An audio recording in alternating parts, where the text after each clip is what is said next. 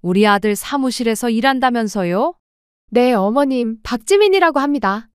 같은 사무실에서 일한다는 건 변호사라는 건가요? 대학 후배나 뭐 그런 건가? 아니요. 저는 김 변호사님 사무보조로 일하고 있습니다. 그럼 비서 이런 거랑 비슷한 거예요? 네, 그렇습니다. 같은 사무실에서 3년간 몰래 연애를 했다니. 우리 아들이 아가씨한테 청혼했다고. 그쪽 집에 인사도 갈 예정이라던데? 네, 우선 오빠 부모님부터 뵙는 게 나을 것 같아서 먼저 인사 왔습니다. 아가씨, 아버지는 뭐 하세요? 제가 어릴 때 부모님 두 분 다 사고로 돌아가셔서 안 계세요. 그렇다고 혼자 컸을 리는 없고. 할머니 손에 컸습니다. 지금도 제 가족은 할머니뿐이고요. 대학은 어디 나왔어요? 고등학교 졸업했습니다. 대학교 다시 다니려고 돈 벌면서 공부하고 있고요. 아, 기가 막혀서 진짜. 이게 무슨 일이야? 부모도 없고 배운 것도 없고 가진 것도 없는 여자를 맏며느리로 들이라고. 김정석 그렇게 영특하다던 내가 고르고 고른 여자가 고작 이거니? 어머니, 사람 앞에 두고 무슨 말씀을 그렇게 심하게 하세요? 내 말이 틀려? 네가 다른 사람이랑 같아? 김정석이라고? 모두가 대단하다고 하는 내 아들 김정석. 그런데 어떻게 내가 이런 여자를 만나? 안녕하세요. 저는 50살 남성입니다.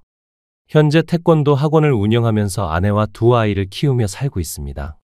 가끔 아내가 보는 드라마를 같이 보다 보면 저렇게 드라마 같은 일이 현실에 있을까 하는 순간들이 있었거든요. 우리가 흔히 아는 출생의 비밀이나 고부 갈등 같은 이야기로 가득한 막장 같은 이야기들 말이죠. 그런데 얼마 전 행방불명이 되었던 형수가 10년 만에 나타나 드라마나 영화보다 더 극적인 일이 제 인생에도 일어나 버렸습니다. 그래서 떨리는 마음으로 애청하고 있는 이곳에 사연을 보내게 되었네요. 제 가족 이야기 들어봐 주실래요? 부모님은 동네에서 슈퍼마켓을 운영하시면서 저희 형제를 키우셨습니다. 형과는 5살 터울로 어릴 때부터 저는 형이 슈퍼맨 같다고 느꼈어요. 형은 인물도 좋고 공부도 잘하고 운동도 잘하는 못하는 게 없는 사람이었거든요. 어떤 사람은 너무 잘난 형제 때문에 질투가 나지 않았냐고 할 수 있겠지만 제게 형은 그런 감정을 뛰어넘을 만큼 대단한 사람이었어요. 학창 시절에는 제가 제 이름이 아닌 형의 동생으로 불릴 정도로 형은 인기가 많았습니다. 특히 누나들이 꼭 몇 명은 집 앞에서 기다릴 정도였어요. 제가 직접 그 누나들의 고백 편지를 형에게 전달해 준 것도 수도 없이 많았으니까요. 형은 부모님에게 그야말로 천금을 뛰어넘는 아들이었어요. 우수한 성적으로 대학 내내 전액 장학금을 받았고 졸업 후에 사법고시에 합격해서 변호사까지 된 우리 집 장남. 자랑스럽고 존경스러운 아들. 부모님은 형이 하는 말이라면 말도 끝나기 전에 네가 옳다라고 하실 정도였네요. 하지만 영원한 건 없는 걸까요? 믿음이 확고하고 단단한 형과 부모님 사이가 다시는 돌아올 수 없는 관계로 금이 가버린 사건이 일어났습니다. 바로 형과 예비 형수 때문이었죠. 형은 바빠서인지 뭐 때문인지 30이 넘어가도록 결혼 생각을 전혀 하지를 않더라고요. 부모님은 애가 타서 맞선 자리를 계속 마련해 오시는데 형은 눈 하나 깜짝하지 않고 거절했습니다. 저는 형이 웬만한 여자를 만날 사람이 아니라는 걸 알았기에 부모님의 부질없는 맞선 자리를 관망하고 있었죠. 너희 형 요즘 만나는 사람 없대? 네가 말해봐라. 형이 여자 싫어하니? 엄마, 아무리 그래도 형을 그런 식으로 얘기하세요? 아휴, 내가 속이 터져서 그래. 33살이 적은 나이니? 아니, 지가 뭐가 모자라서 저렇게 홍기도 놓쳐가며 일에 미쳐있냐 이 말이야. 변호사 일이 많이 바쁜가 보죠. 우리 집안 책임지는 가장이라 돈도 벌어야 하고. 사람이 눈코 뜰 새 없이 바쁘면 사랑이고 뭐고 눈에 안 들어올 수도 있잖아요. 너는 그게 문제야. 형한테 결혼할 여자 데리고 오라고 해야 할 판에 너희 형 편을 들고 있어? 가만히 있는 저한테 뭐라 하지 마시고 형한테 직접 말하세요. 이렇게 저를 볶아도 형 선자리 안 나갈걸요? 30년을 넘게 키운 자식을 이렇게 모르시나? 형한테 전해. 이번에도 선보러 안 나가면 엄마 먼저 산송장 돼서 나가는 꼴 볼 거라고. 이게 어떤 자리인데 다 거절을 해? 인물 좋고 직업 좋고 성격 좋은 걸 주변 사람들이 너무나도 잘 알고 있었기에 30대 초반에 미혼남인 형을 가만두지 않았어요. 하지만 형이 모든 연락을 차단하고 일만 하자 부모님에게로 소개가 계속 들어오는 모양이었네요. 그 덕에 형과 자주 연락하는 저는 늘 들들 볶이는 신세였고요. 그러던 어느 날이었습니다. 오랜만에 만나기로 한 형이 소개시켜 줄 사람이 있다고 하며 저를 어딘가로 데리고 갔어요. 그 자리에는 형의 애인이자 예비 형수님이 계셨습니다. 형수님을 처음 본 그날을 저는 아직도 잊지 못합니다. 첫 인상이 순수한 백합 같았다고 할까요? 안녕하세요. 누굴 소개시켜 준다고 해서 왔는데 제가 형수님이라고 불러도 될까요? 내 동생이야. 보기에는 곰 같은 덩치의 남자답게 생겼지만 여동생 같은 남동생이랄까. 진짜요? 인상이 너무 좋은데요. 안녕하세요. 저는 박지민입니다. 갑작스럽게 만나기는 했지만 평소에 형한테 얘기 많이 들었어요. 저는 김정수라고 합니다. 형 동생이에요. 갑자기 밥 사준다고 부르더니 이렇게 형수님을 소개시켜 주네요. 진짜 미인이시다. 사람 눈앞에 대고 외모 평가하는 거 아니야. 녀석 보는 눈은 있어서. 우리 만난 지 3년 넘었고 곧 집에도 인사드리러 가려고. 그동안 일도 있고 여러 사정이 있어서 교제 사실을 못 밝혔다. 이해해줘. 어쩐지.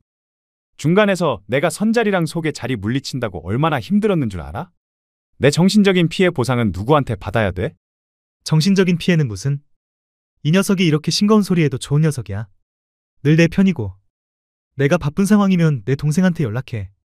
나 대신 언제든 힘이 돼줄 거야. 사이좋은 형제라니? 외동인 나로서는 상상도 못할 부러움이네요. 형수님, 제가 일방적으로 30년째 도련님 모시는 노비 생활 중이에요. 저 진짜 불쌍한 사람이라고요. 형이 여자친구라며 소개를 해주는데 바로 결혼하겠구나 싶은 예감이 들었습니다. 변호사 사무실에서 형의 비서로 있다는 예비 형수님은 사람이 말 한마디에도 배려가 있고 따뜻한 사람이었어요. 제가 보기에는 형에게 꼭 필요하고 어울리는 사람이었죠. 역시 제 우상인 형은 여자 보는 눈도 있는 사람이더라고요.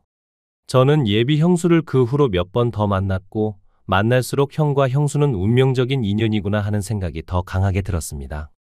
그래서 저는 둘의 결혼을 적극적으로 응원하며 도와줬었죠. 하지만 형수가 저희 집에 첫 인사를 하러 왔을 때 부모님은 저와 다른 생각이었던 모양입니다. 우리 아들 사무실에서 일한다면서요? 네, 어머님, 박지민이라고 합니다. 같은 사무실에서 일한다는 건 변호사라는 건가요? 대학 후배나 뭐 그런 건가? 아니요. 저는 김 변호사님 사무보조로 일하고 있습니다. 그럼 비서 이런 거랑 비슷한 거예요? 네, 그렇습니다. 같은 사무실에서 3년간 몰래 연애를 했다니. 우리 아들이 아가씨한테 청혼했다고. 그쪽 집에 인사도 갈 예정이라던데? 네, 우선 오빠 부모님부터 뵙는 게 나을 것 같아서 먼저 인사 왔습니다. 아가씨, 아버지는 뭐 하세요? 제가 어릴 때 부모님 두 분 다 사고로 돌아가셔서 안 계세요. 그렇다고 혼자 컸을 리는 없고. 할머니 손에 컸습니다. 지금도 제 가족은 할머니뿐이고요. 대학은 어디 나왔어요? 고등학교 졸업했습니다. 대학교 다시 다니려고 돈 벌면서 공부하고 있고요. 아, 기가 막혀서 진짜. 이게 무슨 일이야? 부모도 없고 배운 것도 없고 가진 것도 없는 여자를 맏며느리로 들이라고. 김정석, 그렇게 영특하다던 내가 고르고 고른 여자가 고작 이거니? 어머니, 사람 앞에 두고 무슨 말씀을 그렇게 심하게 하세요? 내 말이 틀려? 네가 다른 사람이랑 같아? 김정석이라고. 모두가 대단하다고 하는 내 아들 김정석. 그런데 어떻게 내가 이런 여자를 만나? 형수가 부모 없이 할머니 손에 큰 것과 고등학교만 졸업한 학벌 빈곤한 생활을 하고 있다는 점이 충격이자 말도 안 되는 일이라고 받아들이셨는지 부모님은 형수가 눈앞에 있는 것도 상관 않고 모진 말을 내뱉으셨어요. 그게 응당 당연하다는 듯이요. 아마 평생 부모님의 기대에 벗어나지 않은 형이기에 충격이 너무 심하셨던 것 같았어요. 더 말할 것도 없네요. 내가 좋게 얘기할 때 정리해요. 뭐 하나 차는 게 없으면서 사람 함부로 욕심내는 거 아니야. 어디서 분수도 모르고 머리 나빠도 내가 무슨 말 하는진 알아듣죠? 어머니, 이 사람 여기서 이런 취급받을 사람 아니에요. 저보다 부족함도 없는 사람이고요. 오늘은 이만 갈게요. 다음에 뵐 때는 이런 언행 안 하셨으면 좋겠어요. 저는 이 사람 아니면 결혼 안 할 거니까 그렇게 아세요. 어머님, 죄송해요. 처음이라 당황하셨을 텐데 다음에 또 올게요. 예비 형수와 저희 부모님의 첫 만남은 말 그대로 파국이었습니다. 부모님 눈에는 누굴 며느리라고 데리고 와도 부족하다고 했을 테지만 형수에게 일방적으로 모욕을 주는 부모님의 모습을 눈앞에서 봤더니 부모님의 이중적인 모습을 본 것만 같아 저는 내심 실망했네요. 구멍가게 슈퍼집 아들이 뭐가 대수라고요. 형도 개천에서 난 용인데 말이죠. 한동안 형은 결혼 문제로 부모님과 대립했습니다. 제가 외출을 하거나 퇴근 후 집에 돌아오면 안방에서 형과 예비 형수, 부모님이 첨예하게 싸우는 소리가 골목 어귀에서부터 들릴 지경이었죠. 지금 너희 이게 뭐 하는 거니? 내가 분명 너희 안 된다고 했을 텐데. 그리고 너 내 아들한테서 떨어지라고 했는데 아직도 정신 못 차렸니? 머리가 나쁘면 말귀도 못 알아듣는 거니? 어머님, 아버님 죄송해요. 제가 부족한 거 잘 알고 있어요. 오빠한테 정말 잘할게요. 제가 이렇게 빌게요. 허락해 주세요. 누가 네 어머님, 아버님이야? 함부로 호칭 부르지도 마라. 어머니, 아버지, 며느리 될 사람입니다. 예의 지켜주세요. 이런 분들 아니셨잖아요. 두 분 허락 안 하시면 제가 집을 나가서라도 결혼 진행할 겁니다. 지금 이렇게라도 찾아올 때 허락해 주세요. 네가 그렇게까지 나온다면 여기서 선택해라. 부모인지 저 여우인지 내 목숨 걸 테니 선택해. 어머니, 아들, 난 널 30년 넘게 키워오면서 어떻게든 너만은 나처럼 안 살게 하려고 안 해본 일이 없어. 난 너무 실망했다. 네가 저 여우한테 홀려서 사춘기 때도 안 하던 반항을 하고 되거리를 하다니. 나한테 어떻게 이럴 수 있니? 얼마나 많은 여자들이 있는데 왜 하필 저런 여자냐고? 부모님이 형을 끔찍하게 사랑하기도 했지만 형수의 조건들이 절대 용납되지 않는 모양이었어요. 그래서 종국에는 좋은 혼처가 널려 있는데 왜 가장 천한 것을 원하느냐는 소리까지 하셨더랬죠. 1년간의 설득과 말다툼이 있었고 전쟁이 따로 없었습니다. 하지만 자식 이길 부모 없다고 형이 보란듯이 예비 형수를 선자리에 데리고 나가고 공적인 연인임을 보였더니 남들의 이목에는 부모님도 어쩔 수 없으셨나 봐요. 결국 형은 자신의 뜻대로 형수와 결혼을 진행하게 되었어요. 대신 분가는 안 되고 형과 형수가 집에 들어와 사는 것으로 타협하게 되었고요. 결혼 후 형수님과 한 집에 살면서 저는 오히려 좋은 점이 많았습니다. 섬세하고 배려심이 많은 형수님이라 아직 미혼인 저를 챙겨주시고 특히 연애 고민도 많이 들어주셨거든요. 그리고 요리를 곧잘 하셔서 색다른 음식이나 건강식도 많이 먹었습니다. 하지만 저희 엄마는 그 모습조차 싫으셨던 것 같아요. 형이 집에 없는 날에는 제가 봐도 심할 정도의 시집살이를 시키셨거든요. 대부분이 분풀이 생트집이었습니다. 너는 부모도 없고 본데 없이 커서 그런지 이런 작은 집안일도 처리를 못해. 우리 집안에 맏며느리라고 들어왔으면 노력이라도 해야 할 거 아니냐? 어머님, 제가 다시 음식 해올게요. 네가 해주는 밥 제대로 얻어먹으려면 평생이 걸리겠다. 당장 음식 다시 해와. 그럴 때마다 제가 몰래 형수를 돕기도 했어요. 엄마, 형수님 음식이 간이 안 맞으셔. 내가 간 다시 해본 건데 다시 드셔보셔요. 아휴, 너는 왜 멀쩡한 음식에다 소금을 들이부어? 그리고 이런 부엌일은 사내가 하는 게 아니야. 요즘 시대가 어느 때인데 남녀 가려서 이래? 그리고 엄마가 나이 들어서 미각을 잃어버린 거 아니에요? 음식을 가지고 트집을 하시면 제가 밑간을 아주 강하게 해버려 못 먹게 한다거나 빨래감이나 청소로 형수에게 핀잔을 줄 때는 철없는 막내 아들 노릇을 하며 형수의 실수를 덮기 위해 더 망쳐버리곤 했어요. 그랬더니 어느 날 형수가 눈물을 글썽이며 저에게 도련님 덕분에 많은 위안이 되고 힘이 된다고 고맙다고 하시더라고요. 저는 제법 연기를 한다고 했는데 형수님은 제 마음을 아셨나 봐요. 그것도 어디 저 혼자만의 계획이겠어요? 똑똑한 우리 형이 앞날을 내다보듯 제게 형수를 돕고 지켜달라고 한 덕분이죠. 시간이 흘러 형과 형수가 결혼하고 3년이 지나면서 형수에 대한 멸시가 잦아지나 할 때쯤 저희 엄마가 계단에서 넘어지는 낙상사고로 몸져 누우시는 사건이 일어났습니다. 말 그대로 형수님이 육체적으로, 정신적으로 책임져야 하는 일들이 대거 생겨났다는 말이나 마찬가지였죠. 형과 아버지, 저는 바깥일 때문에 바쁘고 시간 날 때 집안일을 돕는다고 해도 형수 혼자 병간호와 집안일을 하기가 쉽지 않았을 거예요. 그래도 형수는 예민하고 투덜대는 엄마의 병간호에 최선을 다했고 저는 그 모습에서 새삼 형수라는 사람에게 감동했습니다. 그리고 엄마도 형수에게 마음이 열리나 했죠.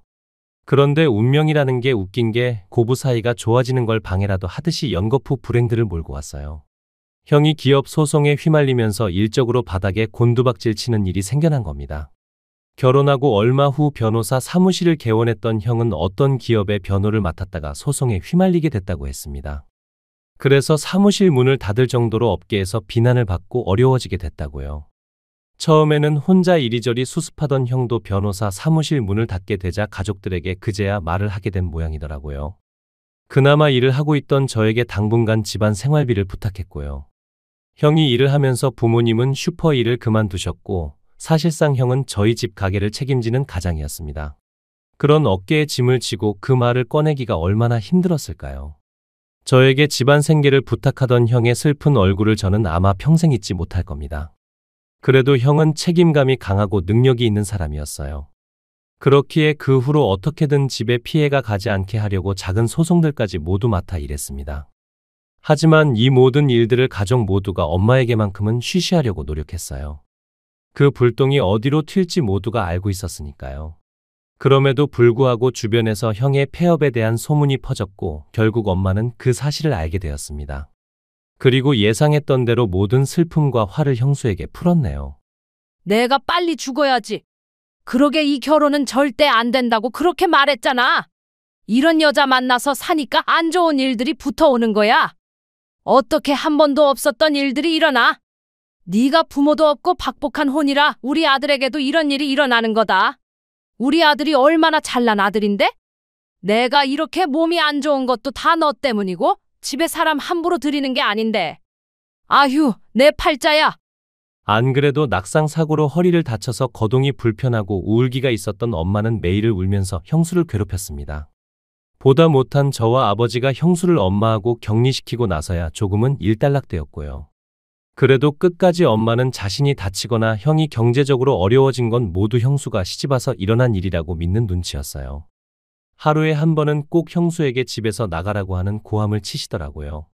그동안에도 형은 형대로 이리저리 돈 되는 일들을 하러 다니고 저도 원래 일하던 곳 외에 아르바이트를 더 늘려서 했습니다.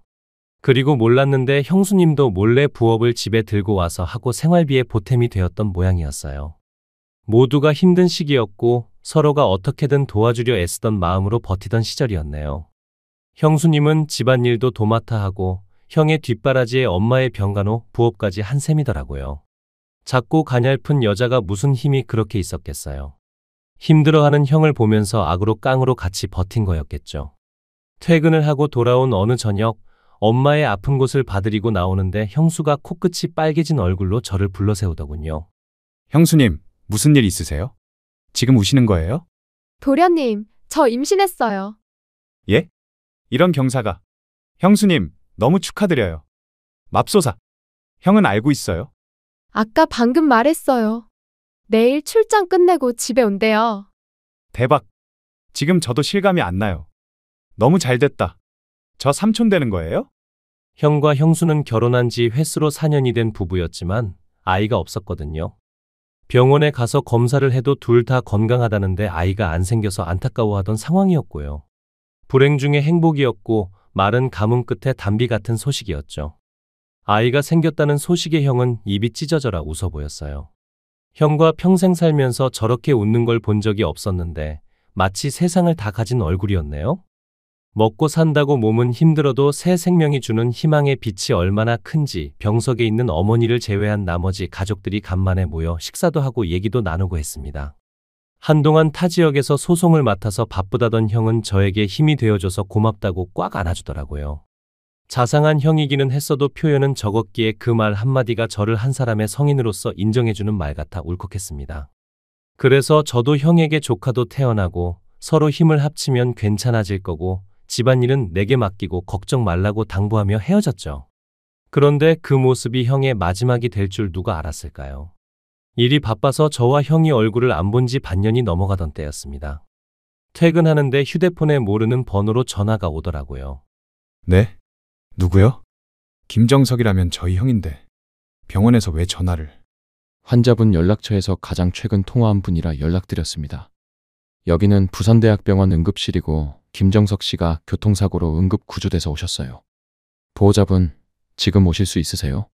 환자가 현재 위급하신 상황입니다. 가족들 모두에게 청천벽력 같고 충격적인 비보였어요. 만삭인 형수와 몸이 불편한 엄마를 집에 두고 저와 아버지가 형이 있는 병원으로 향했습니다. 하지만 제가 도착하자마자 형은 몇 마디를 겨우 남기고 심장마비로 세상을 떠났네요. 사실 20년이 지난 지금도 형의 장례식이 어떻게 끝났는지 기억이 나질 않습니다. 그저 응급실 한켠에 피범벅으로 누워있던 형의 모습과 귓가에 울리는 이명 같은 소리에 멍하니 있다 정신을 차려보니 형의 장례가 끝나가고 있더라고요. 엄마는 다친 허리 때문에 장례식장에 누워 통곡하고 있었고 아버지도 링거를 맞으며 조문객을 받고 계셨어요. 저기 형수님은요? 다른 사람은 보이는데 형수님이 안 보이시는데. 아까까지 조문객들 음식 날라주고 있었어. 화장실 갔나 보다. 갑작스러운 장례였기에 가족들 모두 정신을 놓고 있었고 그저 각자 자기 한몸 추스르기 급급한 상황이었습니다. 그래서 주위 친척분들에게 형수의 행방을 물어보고 어딘가 계시겠지 하고 넘겨버렸어요. 장례 중 저도 기절을 할 정도로 무리하고 있었기에 평소라면 하지 않았을 일을 했던 거죠. 그런데 장례가 끝나고도 병원에서 형수님이 보이질 않더군요. 수십 차례 전화를 해봤지만 연결이 되지 않았습니다. 그쯤 되니 형수가 걱정되기 시작했어요. 만삭의 몸으로 무슨 일이 생긴 게 아닌가 하고요. 시간이 많이 흘러 심각함을 인지하고 실종 신고를 하려고 했더니 부모님이 그제야 형수가 몸조리 겸 마음 추스르려고 친정할머니 댁에 갔다고 하시더군요. 갑작스러운 남편의 죽음과 슬픔으로 충분히 그럴 수 있다고 생각했습니다. 저도 형을 잃은 슬픔으로 제정신이 아니었으니까요. 그리고 몇 달 뒤 조카가 태어났어야 되는 시기가 아닌가 하고 수소문 끝에 사돈 댁을 찾아갔더니 할머니가 형수가 연락이 안 된다며 울고만 계셨어요. 막달에 형수가 진짜 실종이 된 거였죠. 엄마, 형수님 할머니 댁에 안 갔다고 해요. 연락도 몇 달간 없었고요. 아무래도 실종 신고를 해야 할 것 같아요. 이제 애가 막 태어날 때인데. 아니, 그럴 것 없다. 이리 와보렴. 네가 충격받을까 봐 말 안 한 게 있다. 너의 형수에 대한 얘기야. 그러면서 엄마가 말하길 형수가 다른 남자와 바람이 나서 임신을 하고 같이 도망간 것 같다는 말을 하셨어요. 자신이 다른 남자와 있는 것을 목격도 했다고 하면서요. 형이 일 때문에 바빴던 사이에 다른 사람과 외도를 저질러 아이를 가졌고 그 때문에 엄마랑 계속 싸웠다고요. 엄마는 지금까지 그 이유로 자꾸 형수에게 집을 나가라고 했다고 하시는 거였습니다. 하지만 제가 아는 형수라면 외도를 저질렀을 일은 절대 없었을 거라고 생각했어요. 그런데 매번 집을 나가라고 소리치던 엄마와 죄송하다고 비는 형수를 생각하면 뭔가 악의를 가지고 하는 말 같은 얘기라고 생각했죠. 엄마, 형수가 그럴 사람이 아니에요. 제가 아는 형수님은 형을 배신할 사람이 아니라고요. 네가 여자를 몰라서 그래. 내가 결혼 전에 궁합 봤을 때도 무당이 그년이 내 형 잡아먹는다고 했다. 그래서 결국 어떻게 됐니? 내 형은 이 세상에 없어. 내 아들, 천금 같은 내 아들이 걔 하나 때문에? 어떻게 이렇게 감쪽같이 사라지셨지? 도대체 무슨 일이 일어난 거야? 엄마의 이야기가 믿기지 않았지만 형의 아이라면 집을 나가셨을 리가 없다는 생각이 들긴 했어요. 형과 형수의 방을 가봤더니 형수는 정말 필요한 물품만 딱 가지고 나가신 것 같았고요. 갑작스러운 가출은 아니고 계획된 자신의 의지로 나간 것 같은 느낌이 들기도 했죠. 그리고 무엇보다 형도 없는 마당에 당장 집안의 가장이 된 저는 형수님의 입장을 더 고려해 줄 순 없었습니다.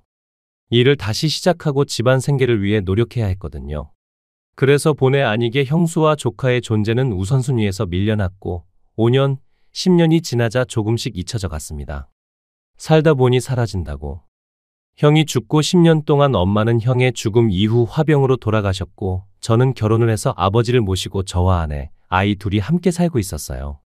저도 형의 죽음에 대한 여파로 40이 넘어 늦장가를 갔고 시간이 약이라고 이제야 안정적인 가정을 이루고 살고 있었습니다. 체대를 졸업하기도 했고 선배 밑에서 일을 하다가 태권도 학원을 직접 인수해서 운영하는 중이었네요. 그날도 아이들을 하원시키려고 학원 차량에 탑승시키고 안전교육을 하던 차였어요. 그런데 아이들 중 몇몇이 수근거리며 키득거리길래 주의를 줬더니 아이들이 귀신 같은 아줌마가 있다고 툴툴거리더군요. 너희 또 장난치고 관장님 말 안 들을 거야? 아주 혼나? 하지만 저기 이상한 아줌마가 자꾸 왔다 갔다 해요. 귀신같이 생겼어요. 또 쓸데없는 소리네. 귀신 같은 거 없다고. 그렇게 아이들의 시선을 따라갔을 때 제 머릿속에서 기억이 건져지기 시작했어요. 형수님? 도련님, 진짜 제가 알던 그 형수가 10년 만에 제 앞에 나타난 거였습니다. 저는 일단 아이들의 귀가를 데리고 있던 사범에게 맡기고 제가 일하는 사무실로 형수를 데리고 가서 대화를 나누었어요. 초췌한 모습으로 나타난 형수는 기억 속 모습보다 너무나 늙은 모습이었습니다. 그간의 일들을 말하지 않아도 그 고생이 짐작이 갈 정도였어요. 지금 제 앞에 계시는 분이 형수님 맞으시죠? 네, 도련님. 너무 오랜만이에요. 자그마치 10년이네요. 어떻게 말도 없이 그렇게 사라지셨어요? 무엇 때문입니까? 저기, 그동안 있었던 일들은 다 설명할게요. 우선 급한 일이 있어서 이렇게 찾아왔어요. 아이가 많이 아파서요. 돈 좀 빌려주세요. 병원에 가야 하는데 돈이 없어서 못 가고 있어요. 형수는 몸을 덜덜 떨면서 100만 원만 빌려달라고 했습니다. 제 조카가 아프다면서요. 처음에는 이런 상황이 현실로 믿어지지 않았어요. 그도 그럴 것이 10년 동안 행방불명이 되었던 형수가 대뜸 나타나 제 조카가 몸이 아파 돈이 급하다고 하면 누가 바로 믿을 수 있을까요? 외간 남자와 임신하고 도망을 쳤다는 오해도 가지고 있는 상황에서요. 제가 들은 게 있어서요. 아이는 낳으셨어요? 저희 형 아이는 맞습니까? 네? 그게 무슨... 다른 남자의 아이라서 형 장례 끝나고 같이 도망간 거라고 들었어요. 아니에요. 어떻게 그런 말씀을... 우리 아이예요. 정석 씨랑 제 아이예요. 저도 예전 형수님을 생각하면 아니라고 믿고 싶지만 형의 아이라면 왜 집을 나가셨어요? 친정으로 간 것도 아니고요. 그건... 바짝 마른 사람이 온몸을 옹송그리고서 그제야 자신의 이야기를 꺼냈습니다. 저희 엄마는 결혼 초기부터 형수가 형을 해치는 사주라고 말했다고 했어요. 처음에는 그저 멸시와 시집살이겠거니 하고 그 얘기를 듣고 말았는데 형 일이 망하고 사고로 목숨까지 잃는 걸 겪으면서 무당의 그 예언이 맞았다는 걸 알고 충격이 컸다고 하더군요. 그런데 그 모든 상황에서 엎친 데 덮친 격으로 저희 엄마는 형수가 아이만 낳으면 집에서 내쫓을 거라고 하셨답니다. 그래서 필요한 물건만 들고 그 밤에 도망을 쳤다고요. 그 말을 여태 믿으셨어요? 어떻게 그런 말을... 하지만 매번 시어머니가 말씀하시는 게 운명처럼 딱 맞아떨어지는 부분이 많았어요. 제가 어떻게 할 수 있겠어요. 남편도 없는데 아이까지 뺏기면 전 못 살아요. 아이를 지키려고 가진 돈이랑 물건 몇 개 들고 나왔어요. 엄마의 형에 대한 집착적인 사랑과 형수에 대한 적대가 이런 비극을 낳았나 싶었어요. 그간의 일들을 듣는 동안에도 사실 저는 형수의 말을 전부 믿지는 않았습니다. 반신반의했었죠. 하지만 예정을 생각하고 아이가 아프다는데 그냥 지나칠 수는 없어서 돈을 빌려주기도 했네요. 그리고는 다시 연락을 한다고 하고 집으로 돌려보내는데 차마 발길이 떨어지질 않더라고요. 그래서 형수가 집으로 돌아가는 뒤를 밟았습니다. 그렇게 도착한 곳은 제가 사는 곳과 20분 정도 떨어진 외곽 빈민촌이었습니다. 아직 쪽방이라고 하는 슬레이트 집들이 모여있는 곳이었죠. 미로 같은 골목 한 구석 방문을 형수가 헐레벌떡 열었더니 어린 목소리가 끊임없이 기침을 해대고 있었어요. 형수. 제가 입을 여는 순간 단칸방에 누워있던 남자아이의 얼굴이 눈에 들어오는데 저는 그 순간 다리에 힘이 풀려 주저앉고 말았습니다. 그리고 저도 모르게 눈물을 흘렸어요. 형수도 그제야 제가 따라온 걸 알아차리고 다가와서 저를 보고 함께 울더군요. 그렇게 형수와 저는 한동안 끌어안고 오열했습니다.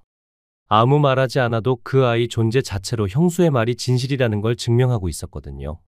아이는 제가 늘 사랑했던 형의 얼굴을 그대로 똑 닮아 있었으니까요.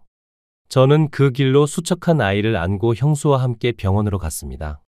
검진 결과 아이는 폐렴에 자주 걸리다가 결핵까지 온 상태였어요. 아이를 입원시키고 치료를 받게 한 후 형수에게 제 이야기를 털어놓았습니다. 형의 장례가 끝나고 도망을 간 형수가 이해가 되지도 않았고 엄마가 형수 시집살이를 시켰어도 이 정도인 줄은 몰랐다고요. 외도를 했다는 식으로 우기며 아이를 뺏겠다는 식으로까지 몰아세웠다는 건 제 부모지만 너무 부끄럽고 선을 넘는 일이었기에 지금은 돌아가셨지만 엄마를 대신해 형수에게 사과했습니다. 그랬더니 형수도 제게 사과하더군요. 평소라면 참고 씩씩하게 대응했을 텐데 형이 죽고 충격을 받았던 상황이라 올바른 판단을 할 수 없었다고 하면서요. 그때는 그저 시어머니가 없는 곳으로 도망치고 싶었답니다. 저는 그제야 10년 만에 형이 제게 해준 마지막 말들을 형수에게 전할 수 있었습니다. 많이 사랑하고 우리 아이를 부탁한다라고 했어요. 저에게 형수를 부탁했고요. 이렇게 오해와 우여곡절 끝에 서로 진실을 알게 됐네요. 형이 세상을 떠나자마자 제가 형수를 가장 먼저 챙겼어야 했는데, 형과의 약속을 지켰어야 했는데 죄송해요. 그랬다면 이렇게 돌고 돌아오지도 않았을 텐데. 너무 고생하게 해서 형수랑 조카한테 너무 미안합니다. 아니에요, 도련님. 우리 정범이 치료도 받고 오해가 풀렸으면 됐어요. 지금이라도 다행이에요. 자신이 하고 싶은 말을 하고 아이가 치료를 받게 되자 긴장이 풀렸는지 형수님은 그 자리에서 혼절했습니다. 저는 너무 놀라 형수님도 입원시켰어요. 검사 결과 영양실조의 과로가 원인이라고 하더군요. 그 모습을 보고 얼마나 많은 죄책감이 올라오던지요. 그리고 이제는 곁에 없는 형을 대신해서 제가 조카와 형수를 지켜야겠다는 다짐을 했습니다. 형수님, 푹 쉬고 기운 차리세요. 일어나면 모든 게 다 달라져 있을 거예요. 지금까지와는 다른 좋은 방향으로요. 우선 형이 남긴 재산을 형수님에게 돌려드리면서 작지만 괜찮은 아파트를 구해드렸습니다. 그리고 조카 아이가 몸을 회복하고 건강할 수 있도록 저희 아이들과 태권도장에 다니게 했고, 일을 다시 하고 싶다는 형수님의 의견을 수렴해서 아내가 운영하는 카페에서 같이 일할 수 있도록 했어요. 아버지도 처음에는 엄마가 형수를 뒷담화하고 덮어씌웠던 말들을 기억하는지 도망간 형수를 다시 보고 싶어 하지 않으셨어요. 하지만 제가 형의 아들이라며 찍어둔 사진을 보여드렸더니 그 자리에서 주저앉아 통곡하시더라고요. 10살 나이대의 형의 모습을 빼다 박은 그 아이를 어떻게 거부할 수 있겠어요. 조카를 보고 아버지도 형수님의 진실을 알게 되신 거죠. 그렇게 사람이 가족 속에서 애정을 주고받으며 살았더니 반년도 지나지 않아 형수와 조카는 몰라보게 달라졌습니다. 누가 봐도 빛이 나서 지나가는 남자들이 다시 뒤돌아볼 만한 예전과 같이 화사한 얼굴로요. 제 사연을 듣고 저런 일도 있네 하시는 분들도 계시겠지만 사람이 일평생 살면서 가장 가까운 가족끼리 얼마나 많은 일들이 일어나는지 모릅니다. 여러분들은 이 세상에서 가장 소중한 내 가족을 믿어주는 게 꼭 필요하다는 걸 잊지 마시고요. 제 얘기를 들어주신 모든 분들의 가족이 평안하고 사랑이 충만하길 기원합니다. 감사합니다. 시청해주셔서 감사합니다.